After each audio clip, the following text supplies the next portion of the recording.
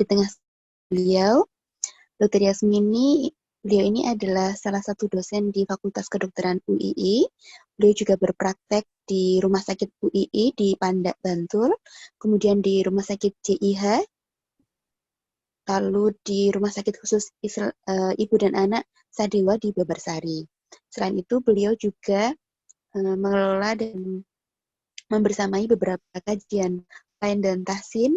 Selain kesibukan beliau sebagai seorang dokter spesialis, tapi beliau juga meluangkan waktu untuk membersamai kami-kami ini dalam kegiatan tahsin. Jadi saya adalah salah satu pasien beliau yang mengandalkan amalan Dr. Yasmini ketika saya melahirkan. Terima kasih sekali Dr. Yas. Dan kali ini beliau telah membersamai kita, berkenan meluangkan waktu untuk sharing ilmu kali ini tentang kesehatan reproduksi terkait pengenalan organ reproduksi wanita dan gangguan-gangguan yang mungkin akan terjadi pada organ-organ tersebut. Kami persilahkan Dr. Yas, secukupnya nanti waktu sampai jam 16.15 ya, nanti akan saya ingatkan ya Dok ya, untuk setelahnya bisa tanya jawab. Itu. Nanti monggo silahkan. Assalamualaikum warahmatullahi wabarakatuh. Waalaikumsalam warahmatullahi wabarakatuh. Ini ada yang mahasiswa FKD ya? Ada.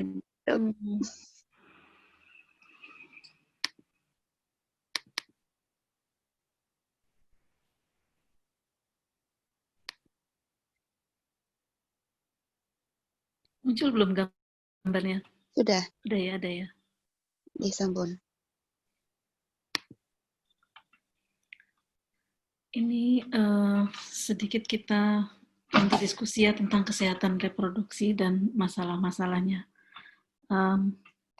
Kadang simpel, seperti tidak ada keluhan ya, tapi ternyata bisa ada masalah yang bisa terlambat diketahui kalau kita tidak peka dengan perubahan-perubahan yang terjadi. Nah, jadi dua hal yang banyak dilupakannya itu adalah tentang sehat dan waktu luang. Itu baru akan terasa kalau kesempatannya sudah hilang. Ya, misalnya ketika kita sakit, baru kerasa mau mengerjakan ini, jadi terbatas ya waktu dan kesempatannya. Ketika sudah mepet, seperti sudah tidak ada waktu lebih ya, benda yang tertinggal pun mau diambil jadi nggak sempat. Jadi selama dua hal ini ada, maka kita prepare dan persiapkan dengan baik agar tidak ada hal yang luput ya, walaupun itu simple, tapi ketika terlupakan ternyata punya nilai yang penting, maka akan menjadi sulit juga. Nah ini ya, pertama nanti kita akan coba mengenal lebih jauh tentang organ reproduksi kita yang ada dalam tubuh kita. Masalah-masalah apa yang bisa muncul, lalu apa yang kita bisa lakukan untuk menjaga, bisa mengetahui bahwa organ reproduksi dalam kondisi sehat. Nanti juga ada sedikit tentang pemeriksaan sadari, dan kalau masih ada sedikit waktu mungkin tentang bagaimana mempersiapkan suatu kehamilan. Ya, kita singgung sedikit. Nah ini jadi tubuh kita itu satu sistem yang kompleks.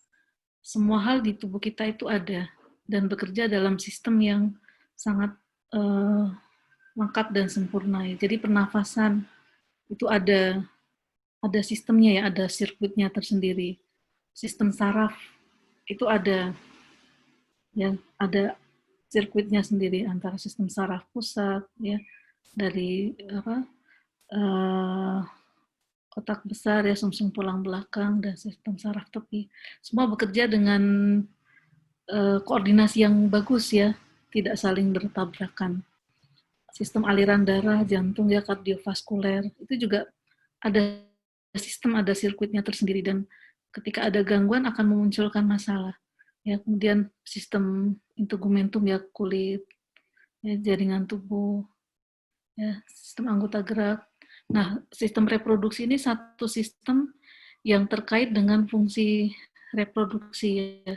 Jadi terutama adalah terkait dengan fungsi untuk regenerasi. Nah, kalau kita adalah di dalam panggul.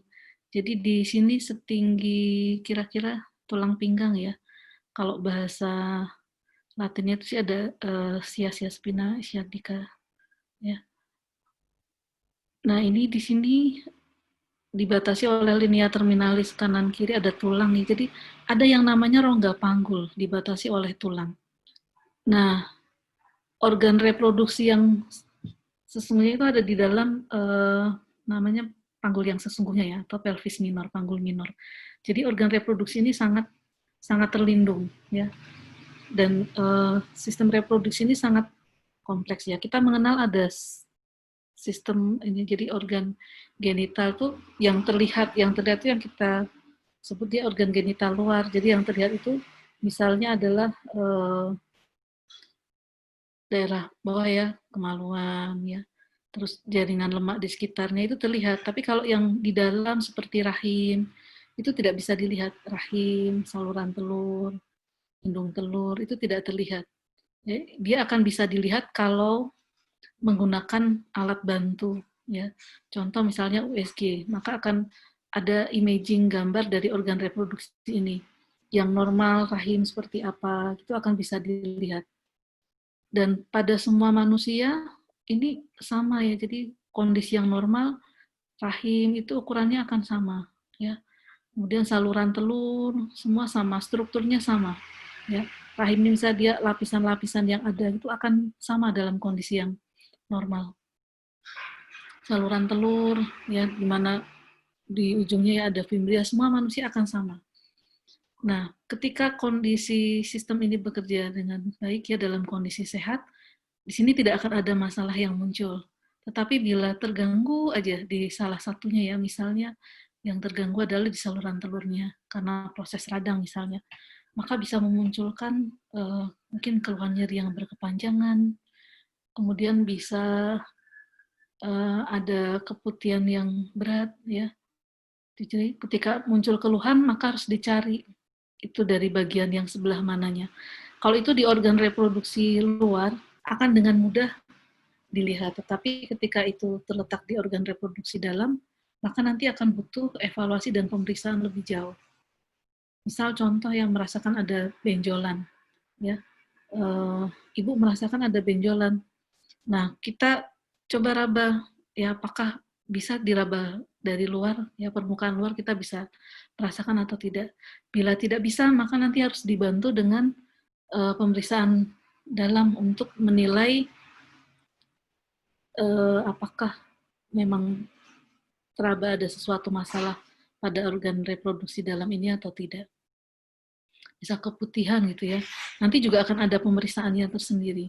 Jadi pemeriksaan akan dilakukan berdasar kebutuhan yang perlu untuk dilakukan. Ya, misalnya keluhannya adalah misalnya A yang dikerjakan A.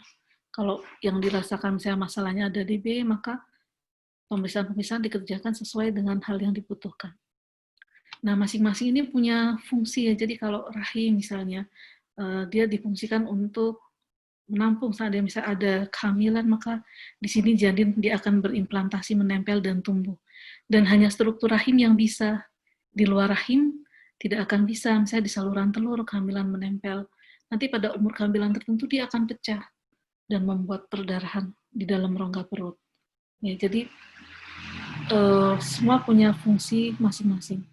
Di indung telur dia tidak bisa menggantikan fungsi rahim ya, tapi di indung telur ini akan dilepaskan sel-sel telur yang akan ditangkap oleh rambut-rambut getar yang hanya ada di fimbria ya, di saluran ujung saluran telur ini untuk membawa telur itu masuk.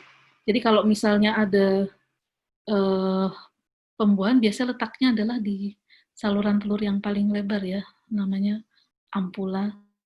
Ya, kemudian hasil pembuahan ini akan dibawa masuk dan menempel di dalam rahim oleh struktur khusus yang ada di sini. Jadi ketika ada gangguan di saluran telur ya akibat peradangan ya atau masalah-masalah lain yang mengganggu, produk kehamilan ini bisa nggak masuk ke dalam rahim ya, dia berhenti di saluran telur ini. Nah ini akan menimbulkan masalah ya, karena nanti akan bisa pecah dan membuat perdarahan karena proses hamil di luar rahim.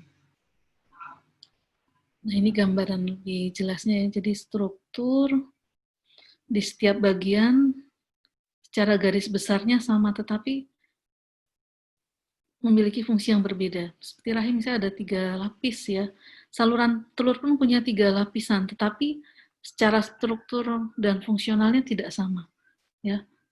Jaringan otot di bagian rahim ini dia punya struktur yang khusus, saling bersilangan ya, seperti jala-jala, sehingga ketika ada kehamilan maka seberapa besar pun janin ini ada di dalam ya, janinnya kembar ya, atau mungkin bahkan triplet ya, kembarnya tidak hanya 2 tapi 3 ya, mungkin kembar 4, rahimnya akan bisa menyesuaikan ya.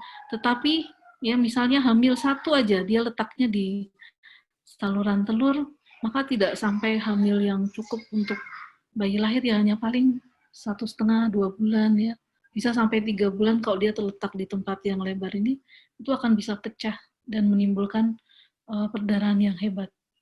Jadi struktur di sini akan berbeda dengan yang ada di sini. Di mulut rahim pun akan berbeda dengan ketika dia berada di jalan lahir. Ya. Di sini ada daerah peralihan antara epitel yang dia. Jadi epitel itu lapisan sel, seperti kalau di kulit kita sel itu dia berlapis ya. Tapi kalau di dalam rahim ini dia hanya 1 lapis ya, selapis. Ketika dia akan beralih menjadi sel yang berada di jalan lahir ini ya, di vagina. Nah, di sini ada daerah peralihan yang dia sangat rentan untuk terjadinya perubahan sifat sel menjadi sel kanker ya, di area squamous kolumner. Jadi kalau di sini dia sel kolumner ya, sel panjang, di sini sel pipih. Nah, daerah peralihannya itu rentan. Sehingga kalau mau mendeteksi terjadinya kanker mulut rahim, dilakukan dengan pap smear di area ini. Ya, nanti ada gambarnya bagaimana pengambilan sampel pap smear ya.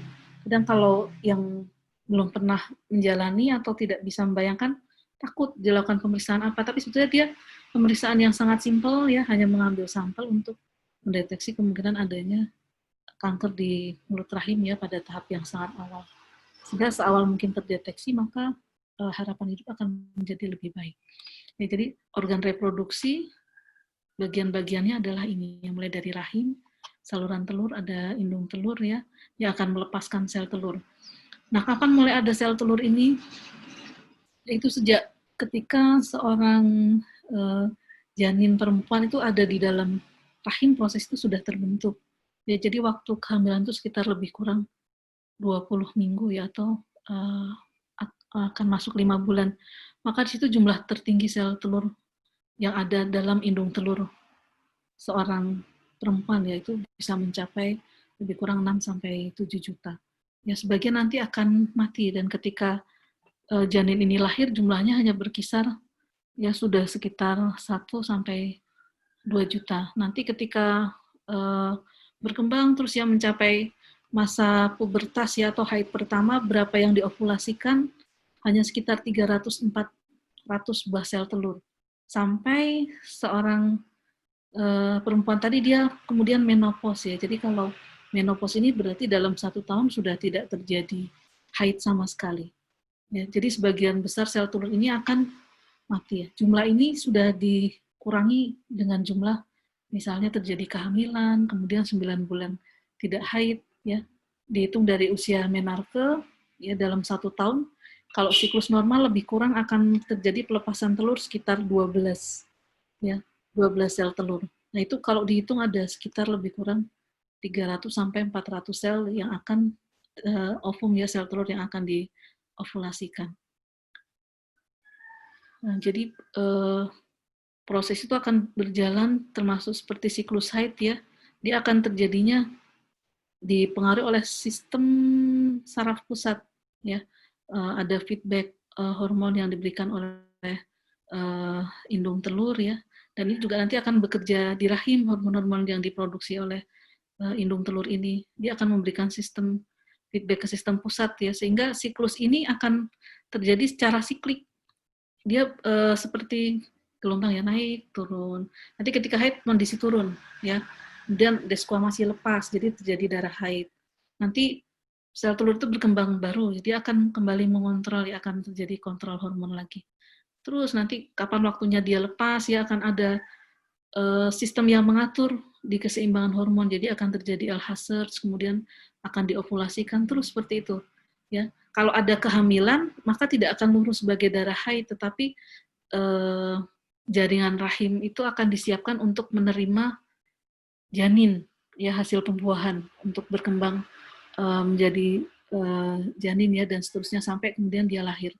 Tetapi kalau tidak ada kehamilan, tidak ada produk kehamilan yang menempel, ya nanti karena pengaruh hormon, jadi indung telur yang dia juga akan kemudian mati ya, sehingga hormon akan turun, maka hormon-hormon yang mengontrol kondisi rahim bagian dalam ya, endometrium, kita biasa menyebut dengan nama itu, dia juga akan tidak bisa bertahan lebih jauh ya, akan mengalami nekrosis, kemudian lepas dan keluar sebagai darah haid. Dan itu akan terjadi siklik ya, pada siklus yang teratur terjadinya siklik. Apakah pada semua manusia sama? Ya, kecuali bila ada kondisi misalnya terganggu secara hormonal ya. Bisa. Lalu ibu menyusui juga siklus ini akan terhenti karena pengaruh dari hormon ASI, sehingga bisa sampai 2 tahun mungkin tidak haid dan baru akan haid setelah anak disapi ya, karena hormon itu baru akan kembali bekerja seperti semula. Nah, masalah yang bisa muncul di organ reproduksi ini bermacam-macam ya. Masalah itu bisa berkaitan dengan proses infeksi dimanapun ya, proses infeksi. Jadi bisa di mulut rahimnya,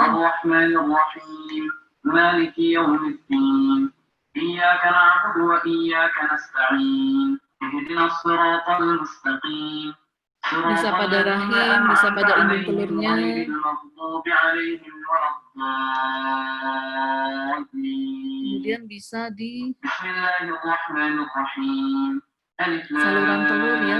Jadi di sistem manapun bisa terjadi. Tumor ini juga bisa terjadi mulai dari organ reproduksi yang luar ya, sampai yang di dalam pun bisa. Misalnya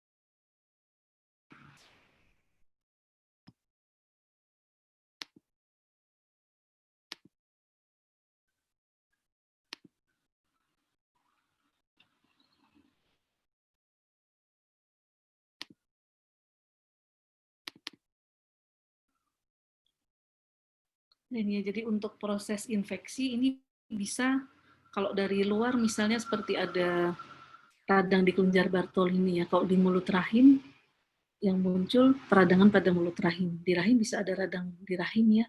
Bisa kalau di lebih dalam lagi bisa saluran telur. Ya. Bisa memberikan gejala, bisa awalnya tidak bergejala. Seperti misalnya kanker mulut rahim itu awal terjadi dari infeksi virus HPV yang terjadi berkepanjangan ya. Jadi dari mulai infeksi masuk sampai kemudian muncul ditemukan ada sel kanker, yaitu bisa antara 8 sampai 10 tahun. Nah, Pap smear tadi salah satu tanda yang bisa digunakan ya, pemeriksaan yang bisa digunakan untuk mendeteksi kemungkinan ada perubahan sifat sel pada tadi peralihan antara sel yang ke dalam rahim dan yang ke jalan lahir ya. Nah, tumor semua yang menunjukkan adanya benjolan ya, kita sebut sebagai tumor, baik itu jinak atau ganas. Akan ada tanda dan ciri-ciri yang mencirikan bahwa tumor ini bersifat jinak atau ganas. Dan pemeriksaan pasti bisa diketahui kalau sudah dilakukan pemeriksaan patologi anatomi, kemudian dibaca sifat dari sel yang ada di situ, baru kita akan mengetahui apakah ini suatu tumor jinak atau ganas. Masalah lain bisa yang terkait dengan misalnya kesulitan untuk hamil. Nah, ini juga ada evaluasi tersendiri yang harus dijalani. Masalah lain lagi bisa terkait dengan kontrasepsi, ya mungkin juga gangguan haid. Lainnya lagi bisa karena faktor kehamilan.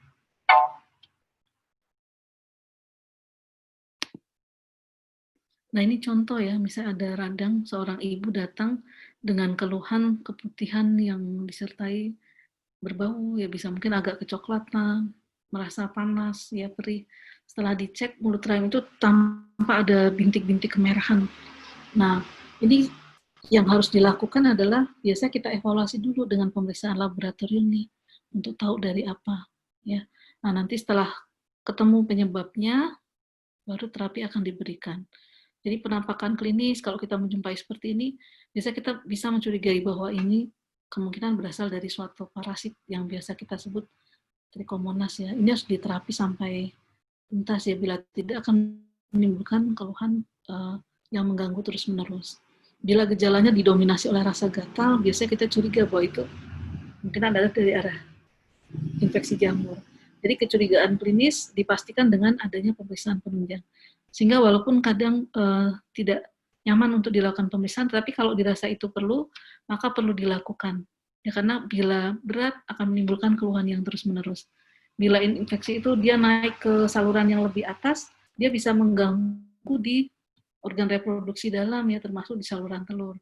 Nah, kalau saluran telur ini dia menjadi tersumbat karena proses radang yang berat, nanti akan menjadi masalah infertilitas, menjadi sulit untuk terjadinya kehamilan. Jadi bila dirasa perlu, maka perlu dilakukan tindakan pemeriksaan untuk memberikan terapi yang sesuai pada infeksi yang memunculkan keluhan tadi.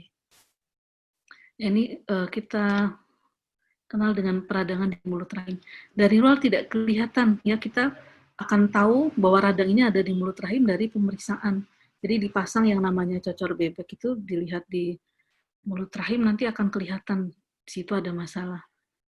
Jadi pemeriksaan penunjang, pemeriksaan khusus kadang diperlukan ketika ada muncul gejala yang memang perlu dievaluasi lebih jauh. Nah, kalau kondisi normal seperti ini, ya, dia normal, nggak ada masalah licin. Ini mulut rahim yang normal, ya. Tapi ini seperti licin, tapi ternyata ada sesuatu yang keluar ya. Ini ada pertumbuhan yang tidak normal ya. Kalau kita melihat klinis seperti ini seperti gambaran polip. Tapi pastinya kalau ini diperiksa laboratoriumnya, diambil, ya jadi dengan tindakan kuretase ya, dibersihkan karena dia biasa punya tangkai masuk ke dalam rahim ya. Jadi rahim ada di sisi sananya. Ini mulut rahim kalau dia dilihat dari bawah ya. Nah ini harus diperiksa patologi anatomi. Nanti kalau kita udah melihat jenis selnya, baru kita bisa menentukan, oh ini karena ya apakah ada sel yang mengarah pada keganasan atau tidak. Yang paling bisa memastikan nantinya adalah pemeriksaan patologi anatomi. Tapi kalau klinis kita melihat ini arahnya ke suatu polip. Ya polip itu tumor jinak yang berasal dari proses radang yang ya. Nah ini sama ya, hanya ini polip dia lebih besar ya, sehingga ibunya sering keluhan perdarahan ya, ada tangkai masuk ke rahim dan itu mudah sekali berdarah ya. Ini pipi dan cukup besar. Nah ini ya, jadi semua letaknya di organ reproduksi dalam tadi yang dibatasi oleh rongga panggul. Kalau udah di atas ini nanti sudah ada usus ya, ada lambung lebih atas lagi. Nah ini jadi di area ini yang ada peralihan yang harus berhati-hati. Di peradangan sini memunculkan keluhan keputihan. Kanker mulut rahim di tahap awal pun keluhannya adalah keputihan. Kalau sudah pada tahap yang lebih jauh, baru memunculkan keluhan perdarahan. Ya. Gejala awal bisa berupa kontak bleeding, misalnya hubungan, terus keluar darah, gitu ya. Jangan takut untuk dilakukan pap smear, karena itu akan jauh lebih aman ya sebelum terlambat terevaluasi. Jadi ini ketika dicek ini normal, dia nggak ada masalah ya. Jadi ketika ada masalah dengan IVA test, dites, ini akan nampak ini ada yang berubah warna. Ini bisa terlihat ya ada leukoplak bercak putih. Nah ini hati-hati bahwa ini adalah arahnya ke lesi prakanker ya. Jadi sebelum kanker sel bisa berubah sifat seperti ini. Nah kalau ini di terapi awal ya banyak yang bisa sembuh spontan ya, dia secara alami tubuh menyembuhkan ya, recovery ya, bisa sembuh sampai menjadi hilang ini ya. Tetapi kalau proses ini berlanjut, dia bisa berkembang menjadi sel kanker ya. Bisa mulai dari tahap yang dini, in situ hanya pada selnya, sampai pada tahap yang lebih jauh. Itu jadi banyak terdeteksi sudah stadium jauh karena ketika datang sudah terlambat. Ya. Kalau kita belum bisa melihat, mata belum terlihat gitu, dia masih mikroskopik, masih stadium 1A. Tetapi ketika mata sudah bisa melihat, walaupun stadium 1, tapi tingkatnya sudah naik menjadi 1B. Ya, ini bentuk masalah yang lain ya. Jadi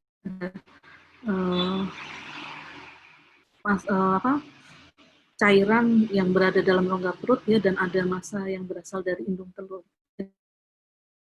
Ganasan dari indung telur, dia seringkali disertai dengan pembentukan cairan di dalam rongga perut yang cukup banyak ya. Kalau kita lihat nih ya, mungkin terjadi penurunan berat yang banyak. Jadi ciri-ciri misalnya itu arahnya ke keganasan biasanya disertai dengan pengurangan berat yang banyak. Tapi kalau dia arahnya ke suatu tumor tetapi sifatnya jinak, biasanya pertumbuhannya itu lambat, lama, kemudian tidak menimbulkan keluhan secara langsung nyata ya. Jadi dia pelan-pelan tapi membesar. Keluhan baru muncul kalau sudah terjadi misalnya penekanan, gangguan perdarahan, baru akan memunculkan keluhan. Nah, bagaimana kita bisa mewaspadai ada masalah-masalah atau tidak? Nah, ketika kita misalkan mendapatkan ada hal yang mengganggu, ya maka lebih aman dievaluasi seawal mungkin. Ya bila perlu lakukan check up berkala. Kemudian menjaga kebersihan dan mengontrol kelembaban. Ini sangat penting. Secara normal di bawah itu sudah ada keseimbangan flora normal yang dia akan menjaga. Kita mengontrol kelembaban supaya terjadi keseimbangan yang baik, supaya tidak memunculkan keluhan keputihan yang jadi keputihan itu bisa normal, tetapi dia bisa ada infeksi yang masuk. Nah, ketika sudah ditumpangi infeksi, maka ini sering menimbulkan gangguan yang akan mengganggu ya, dan kadang bila tidak diobati segera dan tuntas bisa berkepanjangan. Dan jangan takut untuk segera memeriksakan. Jadi selain cairan keputihannya itu diperiksa, bisa ketemu kumannya apa di terapi yang sesuai, juga bisa dilihat infeksi itu prosesnya terjadi di mana dan sudah sejauh apa. Ya, apakah dia sudah masuk sampai ke organ reproduksi yang lebih jauh ya, ke panggul dalam, atau dia hanya terlokalisir pada mulut rahim saja ya, atau hanya peradangan di jalan lahir saja ya, atau dia ternyata hanya di luar seperti itu ya. Nah, ini kemudian pemeriksaan pap smear juga dilakukan berkala, pengulangannya berdasarkan dari hasil pap smear kita sebelumnya. Jadi misalnya hasilnya bagus, bisa diulang setahun 1 kali. Ya 3 kali berturut-turut bagus, bisa diulang antara 2 sampai 3 tahun. Lalu hal yang juga penting, pemeriksaan sadari. Jadi untuk mendeteksi kemungkinan adanya benjolan ya di payudara. Ini dilakukan secara rutin akan sangat baik ya setiap masa ketika haid. Jadi sebulan sekali ketika haid. Ya, saat haid itu kondisi hormon sedang rendah, jadi payudara dalam keadaan yang tidak kencang ya. Kalau dia menjelang haid kan sudah keras ya karena faktor hormon. Meraba akan sulit, tapi ketika haid dia akan menjadi lebih lunak. Maka ketika meraba untuk menemukan adanya benjolan akan lebih mudah. Kalau dulu keganasan atau cancer itu banyak dihubungkan dengan faktor usia, di atas 40 baru waspada ganas. Tapi ternyata sekarang usia muda juga banyak yang sudah kena ya, baik sudah berkeluarga atau tidak. Ya, kanker payudara, kanker mulut rahim pun seperti itu. Ya, karena mungkin perubahan pola hidup, pola makan, sehingga ketahanan sel tubuh ini dia juga menjadi berubah ya.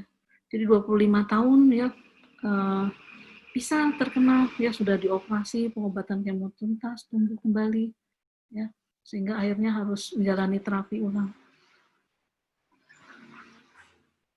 Nah ini ya, jadi kalau digambarkan tadi, nah ini mulut rahim itu letaknya yang di sini, ya, yang bisa dilakukan pemeriksaan pap smear itu di sini. Peradangan di mulut rahim yang sering menimbulkan keputihan itu juga di sini letaknya, ya. Tapi antara sel radang dengan sel kanker temuannya akan beda. Misal ini radangnya adalah di rahim, ya di sini keluhannya pun akan terkait dengan nyeri perut bawah yang dia mungkin lebih berat ya. Nah bila itu terjadinya adalah sampai di saluran telur, maka dia akan di lebih dalam lagi ya. Jadi ini ketika sel ini normal, ini ketika dia berubah menjadi sel kanker ya. Nah ini sudah ada pertumbuhan massa yang rapuh dan dia mudah berdarah. Nah jadi letaknya di peralihan ini yang rawan antara sel yang dia mau ke jalan lahir ya, vagina, dengan yang masuk ke rahim. Jadi ada sambungan di sini ya, squamous columnar junction. Sambungan antara sel squamosa dan sel kolumnar. Letaknya ya di sini ya. Jadi kalau pap smear dilakukannya di sini. Kalau pemeriksaan keputihan, cairan itu diambil di sekitar ini, saluran ya, terus di daerah belakang. Mirip, caranya mirip-mirip pap smear, hanya target sasarannya yang berbeda. Ya, ini kalau pap smear alatnya salah satunya ya bisa dengan sitobras. Sitobras ada banyak bentuk ya, ada yang seperti ini, ada yang dia bentuknya melingkar seperti sikat yang untuk botol, tapi dia kecil ya, dan sangat ini jadi bisa dimasukkan mulut rahim, itu bisa dia untuk menyapu karena memang targetnya adalah mengevaluasi ini. Jadi selain diambil di daerah mulut rahim yang depan ya, ini juga akan diperiksa yang di saluran masuk ke dalam rahimnya. Ya, ini rahim sendiri salurannya ada di sini. Nah, pap smear ini dikerjakan di sini. Nah, ini yang disebut cocor bebek ya. Jadi alat ini simple dan tidak buat nyeri ya, asal ketika diperiksa rileks.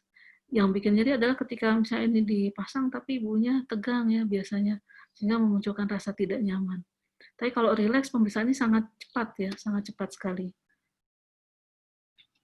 Nah, kita masuk sedikit ya ke pemeriksaan sadari.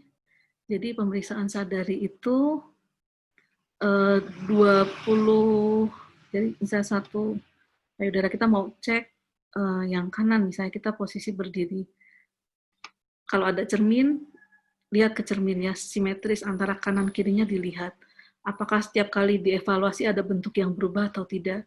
Misalnya ada gambaran yang seperti tertarik ke dalam atau permukaan kulitnya dia berubah, biasanya halus, itu nampak seperti ada kerut-kerut kulit jeruk, kita raba ada keras, hati-hati karena mungkin di bawahnya ada sesuatu.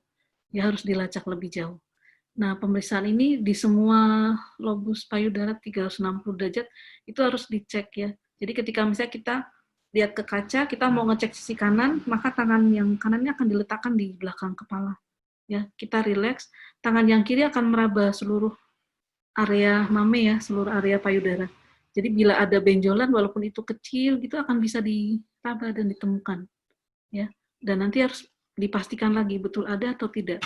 Kalau misalnya itu ketemu memang ada sesuatu, nanti harus diperiksa lebih jauh ya, apakah dengan USG payudara atau dengan mamografi. Bila ternyata memang itu ada ya, akan dievaluasi dan diambil tindakan lebih jauh.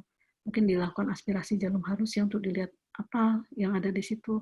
Baru nanti menentukan tindakan yang akan dipilih kemudian. Nah ini sedikit ya untuk bagaimana mempersiapkan kehamilan. Ini banyak yang udah married apa yang belum married nih?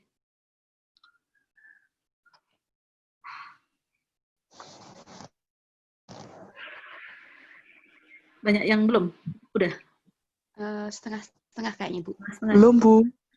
Atau masih pengen hamil lagi ya? Kayaknya banyak yang usia reproduksi nih. Jadi hamil itu ya, hamil jangan sekedar langsung hamil ya, tapi prepare ya. Itu nanti akan kerasa kalau ternyata ketika hamil ada masalah tuh akan jauh lebih sulit karena sudah dalam kondisi hamil, tapi dipersiapkanlah. Nah, mempersiapkannya dari kapan? Dari sebelum kehamilan itu terjadi. Ya kalau misalnya sebelum merit ya lakukan misalnya screening premarital ya. Kalau yang sudah merit ya setiap sebelum hamil gitu dievaluasi, dicari ada masalah atau tidak. Terutama bila misalnya punya riwayat pernah keguguran, ya itu harus dievaluasi. Apalagi kalau itu berulang, ya. Apalagi kalau berurut-urutan. Pernah melahirkan tapi ada masalah dengan janinnya, ya mungkin ada kelainan atau ada masalah yang lain, itu harus dievaluasi. Atau di keluarga ya pernah melahirkan bayinya ada masalah, nah itu harus dicari ya apakah ada hal-hal yang kira-kira bisa mengganggu atau tidak pada kehamilannya yang saat ini. Jadi sebelum hamil itu segala hal harus disiapin dulu, mulai dari kesehatan ibunya ya, terus asupan, pola makannya, itu harus dipersiapkan. Jadi masa prakehamilan atau prakonsepsinya, ya. Kemudian masa hamil. Nah ini peranannya penting ya untuk bisa ibu dan bayi selama hamil itu sehat ya. Karena ketika gangguan-gangguan terjadi di sini, maka nanti bisa berlanjut sampai ketika itu sudah dilahirkan ya.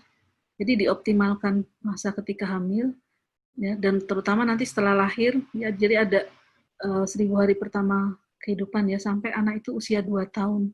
Karena 2 tahun ke atas tuh biasanya sudah lebih, perubahan itu sudah tidak banyak, dia sudah cenderung akan datar ya, sampai 5 tahun peningkatannya sudah tidak pesat.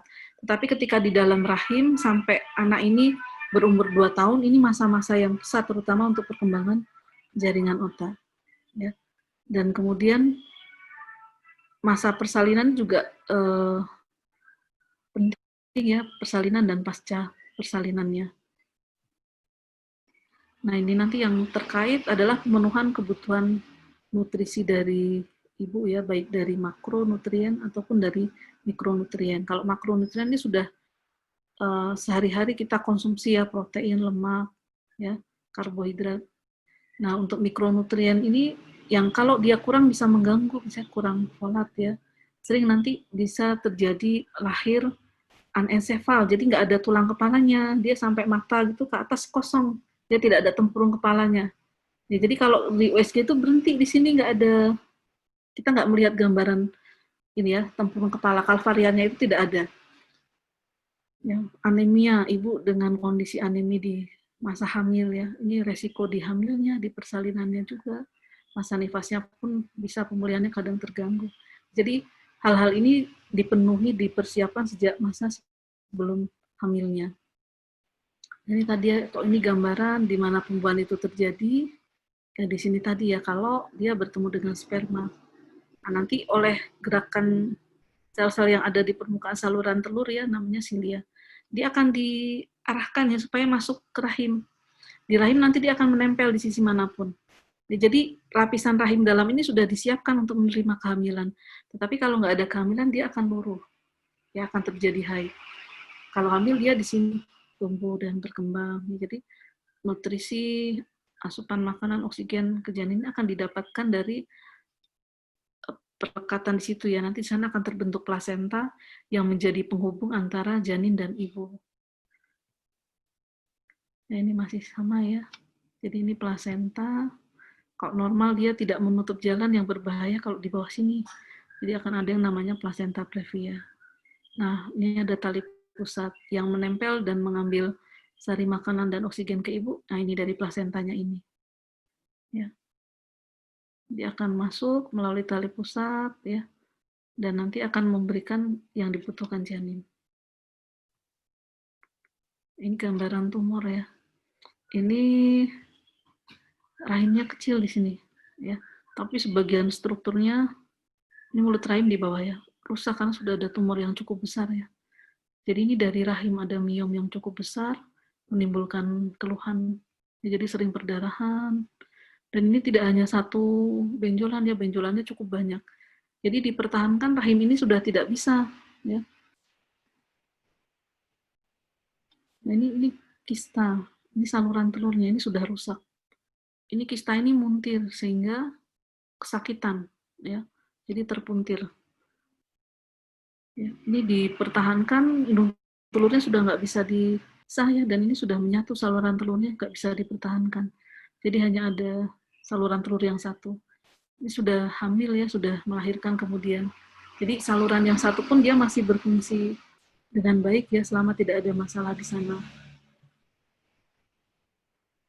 Nah ini ya, jadi ini sama kasusnya kista, ini terpuntir ya sehingga kesakitan. Di saluran telur ini masih bisa dipertahankan karena bisa dipisah ya sama kistanya. Tapi indung telur sudah nggak bisa dipertahankan lagi ya, dia sudah berubah menjadi kistanya ini ya, tumor kistiknya.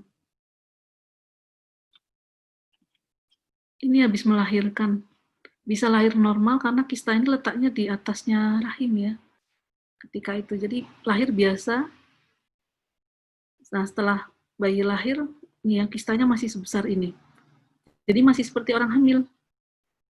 Nah, ketika diambil, ditimbang, beratnya 10 kilo. Ini lebih berat dari bayinya.